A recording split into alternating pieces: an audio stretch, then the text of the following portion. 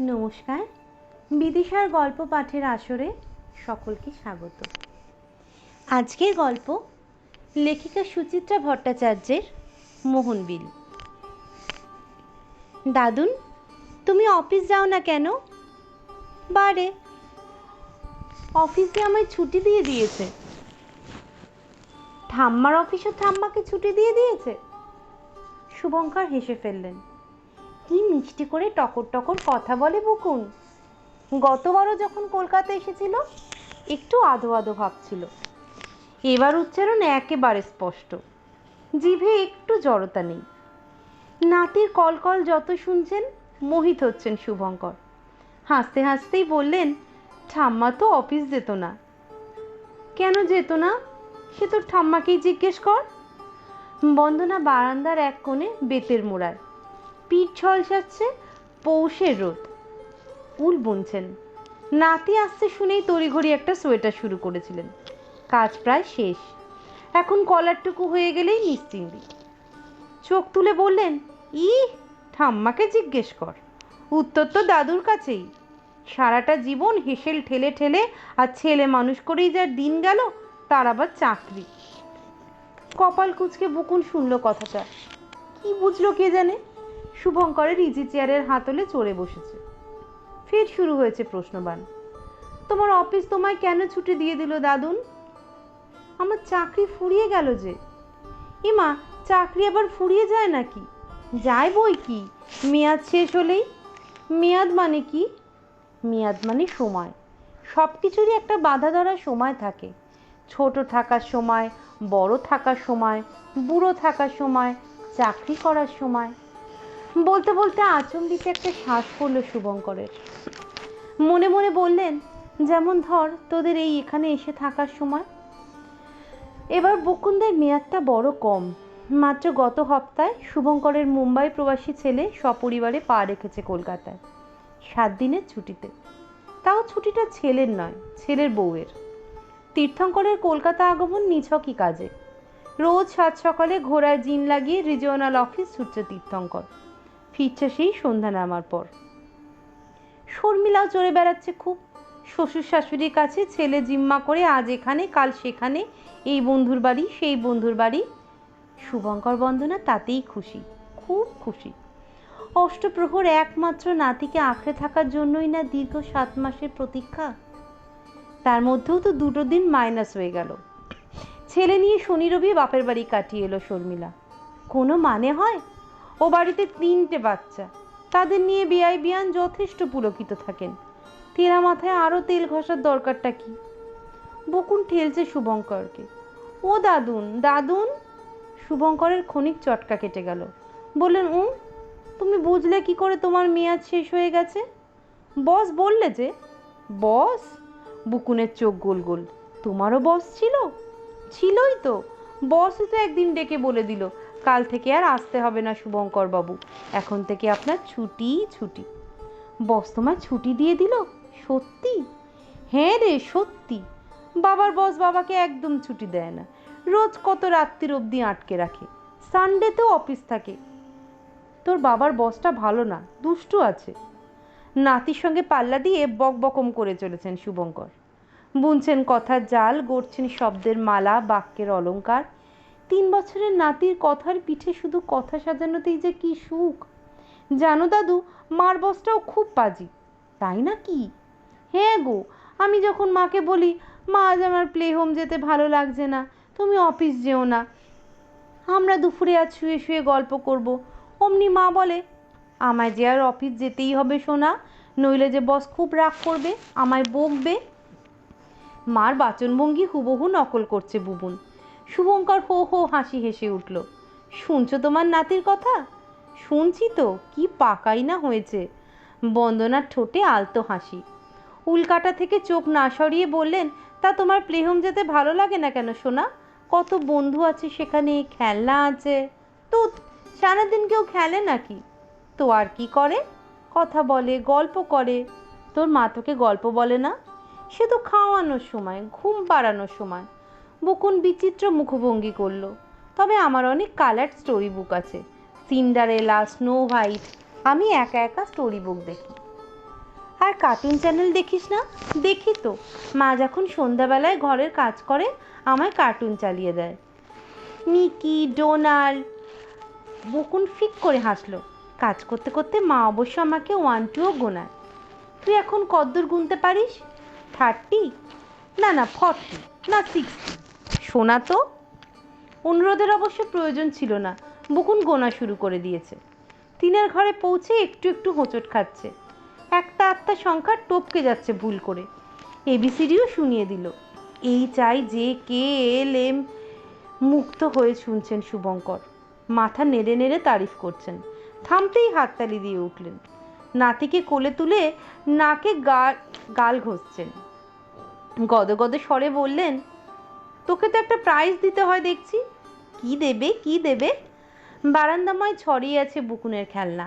Toy train, helicopter, magical গাড়ি, robot. এক আধবার খেলেই উৎসাহ ফুরিয়ে যায় বুকুনের। নিতান্ত অবহেলায় ছড়িয়ে রাখে এদিক ওদিক।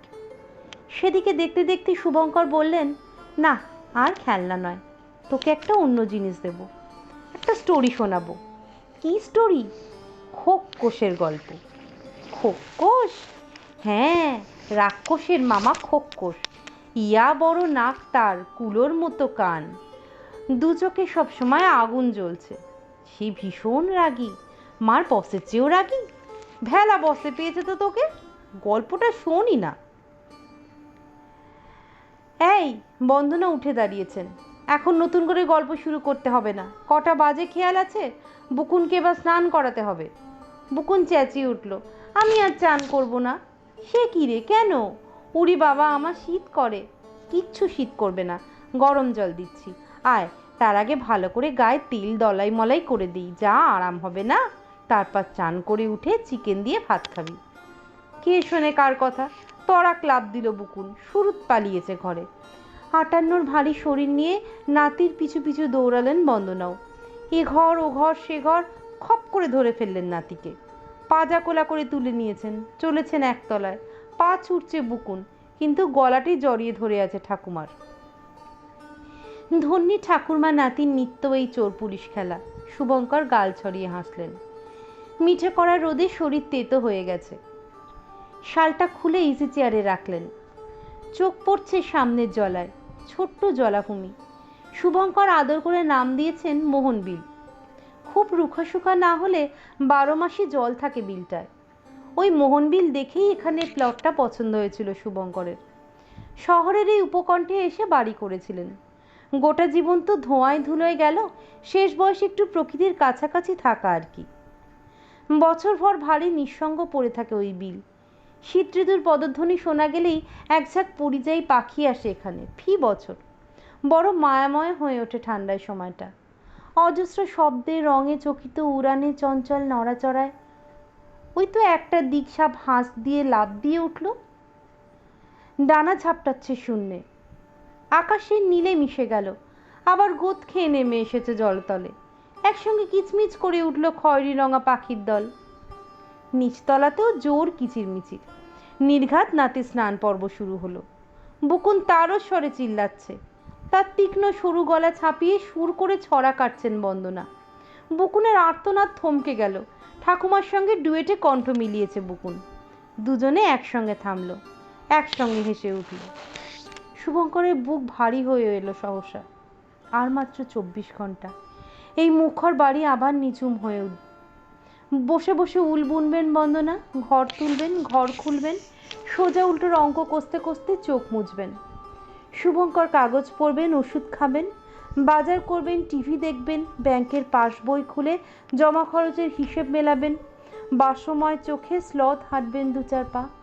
অভ্যস্ত নিয়মে ঝগড়াই করবেন দম্পতি। পরিণামে আরও গাঢ় নৈঃশব্দে ডুবে যাবে এই পাষাণপুরী। ওফ, অসহ্য অনন্ত হিম ঋতু। ছবিটা কি বদলানো যায় না?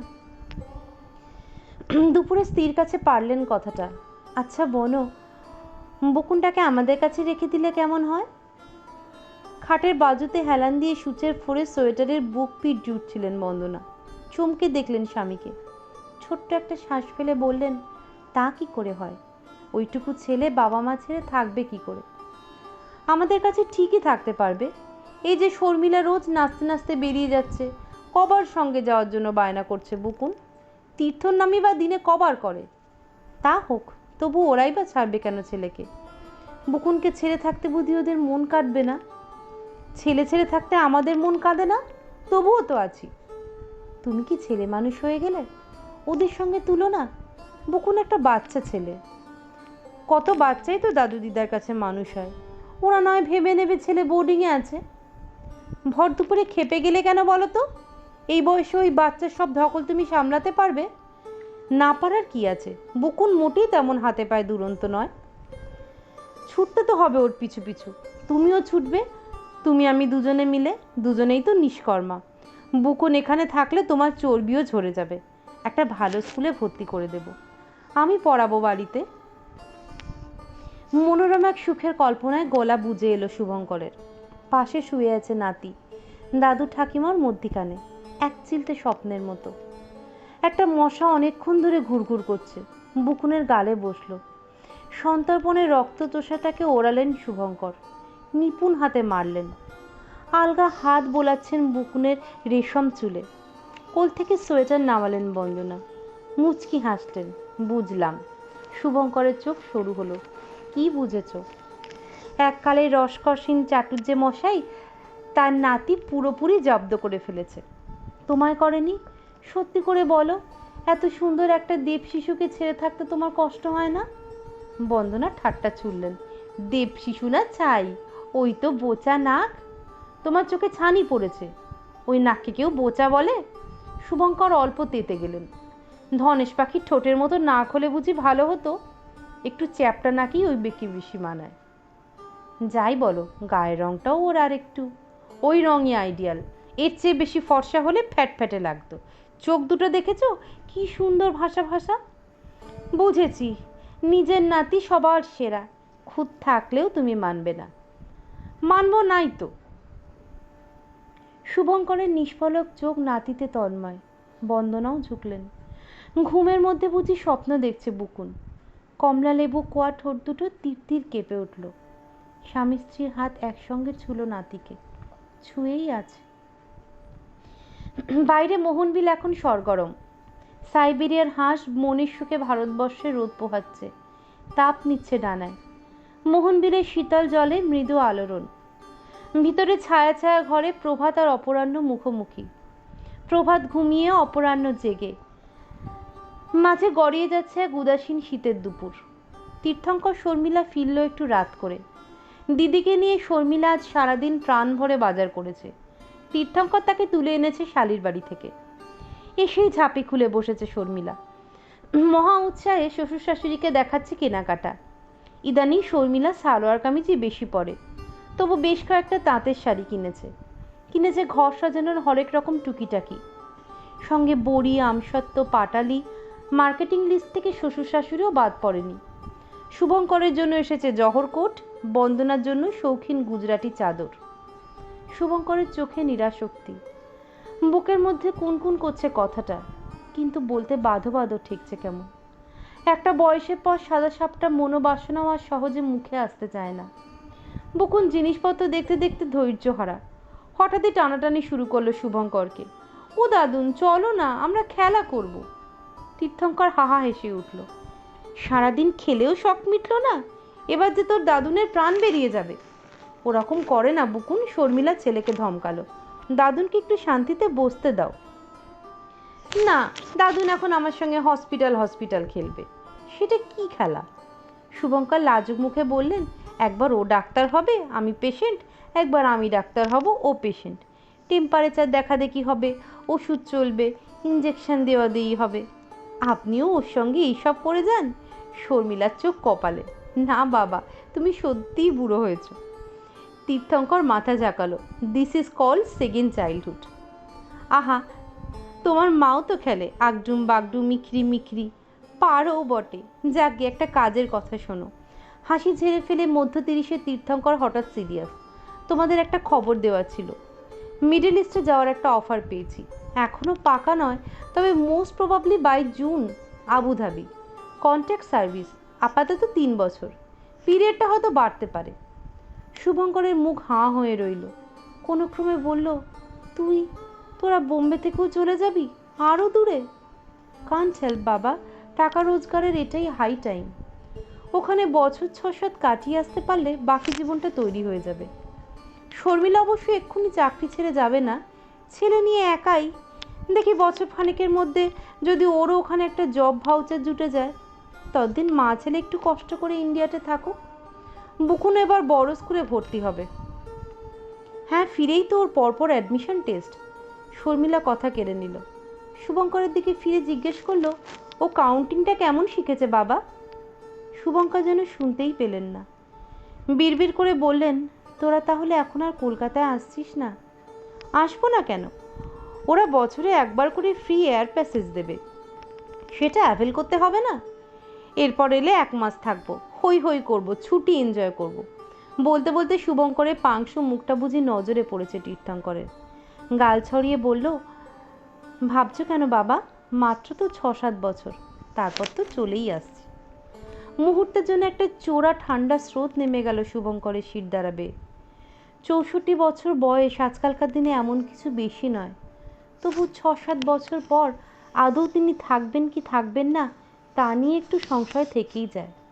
তিনি চলে গেলে বন্দনা একা, বন্দনা গেলে তিনিই পৃথিবীতে একা। না, সন্তানের উড়ানে বাধা দেওয়া বাবা মার শোভা পায় না। শুভঙ্কর গলায় আটকে থাকা জমার ডেলাটা কোত করে গিলে নিলেন। বকুনকে এখানে রাখতে চাওয়ার কথাটা কি এখন আর উচ্চারণ করা যায়? বকুনের হাত ধরে স্খলিত পায়ে উঠে দাঁড়ালেন শুভঙ্কর। জোর করে মুখে হাসি টেনে বললেন, চল রে ভাই, রুগী হয়ে শুয়ে পড়ি, তারপর আমরা খোকসের গল্পটা করব, কেমন? বকুনরা চলে গেছে অনেকক্ষণ। চরাচরে আধার নেমেছে। মোহনবিল এখন শব্দহীন। শুভঙ্কর বারান্দার ইজি চেয়ারে নিথর। বন্দনা এসে ডাকলেন, এই ঘরে চলো, হিম পড়ছে, ঠান্ডা লেগে যাবে। শুভঙ্কর নড়লেন না। বন্দনা স্বামীর কাঁধে হাত রাখলেন, অস্ফুটে বললেন, এত ভেঙে পড়ছো কেন? ওরা তো বলে গেল আবার আসবে, ততদিন কি নিয়ে থাকবো? শুভঙ্করের গলা কেঁপে গেল। কিসের জন্য বাঁচবো? মৃত্যু, নাকি কবে আবার তাপ জুটবে সেই আশায়? তুমিও কি ওদের মতো শুধু নিজেরটুকু দেখবে? বন্দনা ফিসফিস করে বললেন, আমরা তো তবু দুজনে আছি, কিন্তু বুকুন? এত কথা বলেও টের পাওনি? একটুখানি সঙ্গ পাওয়ার জন্য কেমন হেদিয়ে মরে ছেলেটা। বড় অভাগা, বড় অভাগা। শেষ দুটো শব্দ একটুক্ষণ থমকে রইল। তারপর হিমেল কুয়াশায় ভেসে ভেসে চলে গেল দূরে মোহনবিলের দিকে। আবার ফিরে এসে করুণ চোখে দাঁড়িয়েছে শুভঙ্করের পাশে, দুলছে। বটেই তো, বটেই তো, বুকুনও তো মোহনবিলেই এসেছিল।